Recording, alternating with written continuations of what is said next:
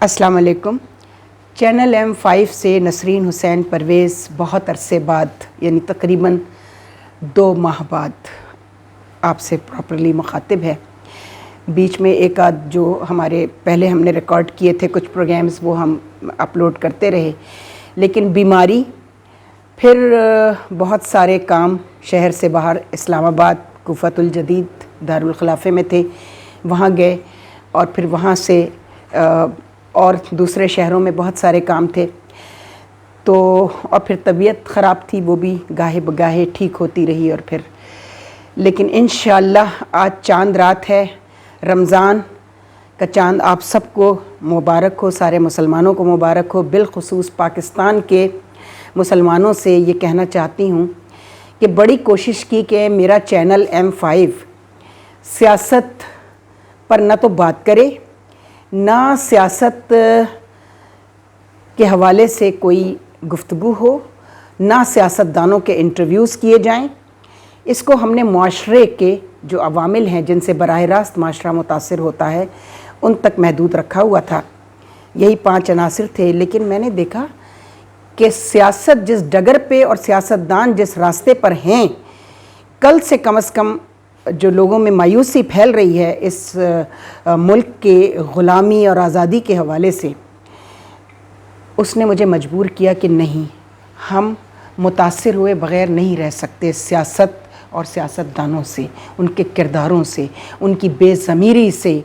उनके जो लफ्ज़ इस्तेमाल हो रहे हैं बिकाऊ का मैं करना नहीं चाहती, लेकिन अचानक से मैं सोशल मीडिया पर थी तो मेरी मिर्ज़ा गालिब जो बनी थी उसमें एक डायलॉग थे जो नसीरुद्दीन शाह साहब ने उसमें रोल किया था गालिब का। इतने आज के बिल्कुल दौर पर फिट आता है। जब अंग्रेज़ आए हिंदुस्तान में, ईस्ट इंडिया कंपनी खोली और उसको कंपनी बहादुर कहा जाता था उस वक्त। आम जो टर्मिनोलॉजी इस्तेमाल होती थी ईस्ट इंडिया कंपनी के लोगों के लिए, गोरों के लिए, वो कंपनी बहादुर का लफ्ज़ इस्तेमाल होता था। उनको बताया गया कि ज़मीनें बिक रही हैं और लोगों को ख़रीदा जा रहा है, अपना तर्ज़ रिहाइश, अपना जो तर्ज़ ज़िंदगी है वो ट्रांसफ़र किया जा रहा है, मुसलमानों में भी और हिंदुओं में भी। तो 2 डायलॉग उन्होंने बहुत ही ज़बरदस्त उनके हैं कि ये कैसे सौदागर आए हैं जो ज़मीन से लेके ज़मीर तक के सौदे कर रहे हैं। कहीं फ़ौज की टुकड़ियाँ बिक रही हैं, कहीं कबीले बिक रहे हैं, कहीं रियासत बिक रही है कोई, क्योंकि रियासतों का मुल्क है हिंदुस्तान, जो कंबाइंड हिंदुस्तान था। अब तो ये पाकिस्तान जब बना है तो 72 साल तो इसको भी हो गए। सूरत हाल वही है, बिल्कुल नहीं बदली।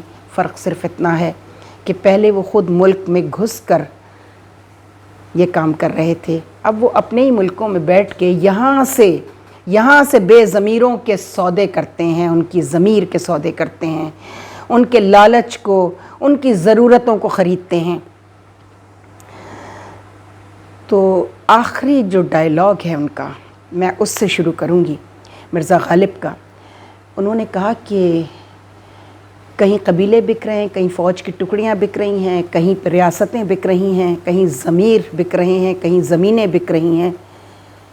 मुझे तो मालूम ही नहीं था कि हमारे घर में बेचने के लिए इतना सामान है। अब मैं आती हूँ पाकिस्तान पर कि हमारे घर में बेचने के लिए क्या क्या था। अव्वल तो जो सबसे बड़ी चीज़ थी वो ज़मीर था। जब वो ही फ़रोख्त हो गया तो फिर चीज़ों को क्या देखना। लेकिन बहरहाल मैं सियासतदानों से कहती हूँ कि नहीं, अभी भी बहुत कुछ है। जो नेचुरल रिसोर्सेज हैं ना हमारी, जो हमारी माइंस हैं, जो गोल्ड और जो हमारा जो मादनियात हैं, हमारी नेचुरल रिसोर्सेज जितनी भी हैं, तेल है, गैस है, जो उन्होंने कभी निकलने नहीं दी हमारे यहाँ से, अभी वो बेचने के लिए है। तुम्हारी नस्लें यही काम करेंगी।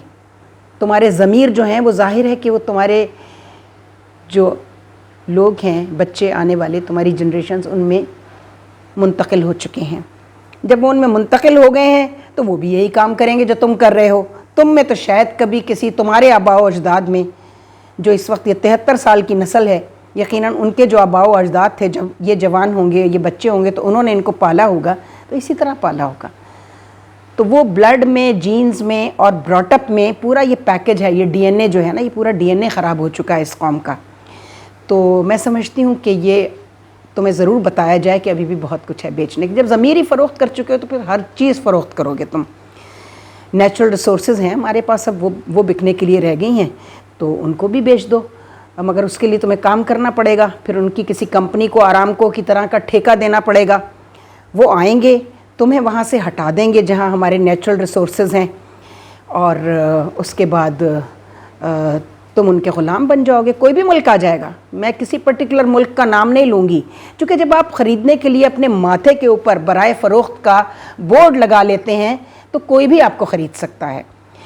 تو بہت ہی حالت ڈپریشن میں یہ مجھے بتانا پڑ رہا ہے کہ چینل M5 اب سیاست پر بھی بات کرے گا، چونکہ سیاست براہ راست لوگوں کے کردار کو متاثر کر رہی ہے. ہماری آنے والی جنریشنز جو ہیں وہ اس سے متاثر ہو رہی ہیں.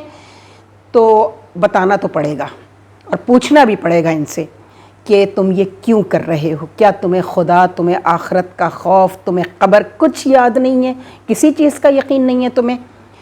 تو ہمارا کام ہے یقین دلاتے رہنا کہ ہم کچھ بھی نہیں ہیں. لا الہ الا اللہ کا مطلب ہے لا، نہیں ہے کوئی بھی، ہم کچھ نہیں ہیں. الا اللہ میں صرف وہی ہے، بس وہی ہے سب کچھ، اسی نے رہنا ہے ہمیشہ، ہم کچھ نہیں ہیں. آج رمضان کا چاند ہوا ہے، اس پورے مہینے آپ سے گزارش ہے کہ یہی دعا کیجیے گا کہ آپ کے بچے صبر کرنا سیکھیں، اپنی ضرورتوں کو، اپنی لگژریز کو ضرورت نہ بنائیں اور اس کے لیے محدود نہ کریں اپنے جو ہیں معاملات کو. دنیا بہت بڑی ہے، آپ نے بہت آگے جانا ہے. ہمارے تو قبر میں پاؤں ہیں اور ہمیں ہر وقت قبر یاد رہتی ہے. ہم تو چلے جائیں گے، لیکن ہم کوشش کرتے ہیں کہ ہم اپنے بچوں کو یہ بتائیں کہ سب کچھ یہیں رہ جانا ہے. روز قبر میں جاتے ہیں آپ، اپنے اعزاء و اقربا کو اتارتے ہیں قبر میں، تدفین کرتے ہیں اور واپس آ کے یہ بھول جاتے ہیں کہ آپ نے ایک دن یہاں آنا ہے. موت سے کس کو رستگاری ہے، آج تم کل ہماری باری ہے. اس کو یاد رکھیے گا. یہی آج کا پیغام ہے اور انشاءاللہ اب آپ سے بشرط زندگی ملاقاتیں رہیں گی. خدا حافظ.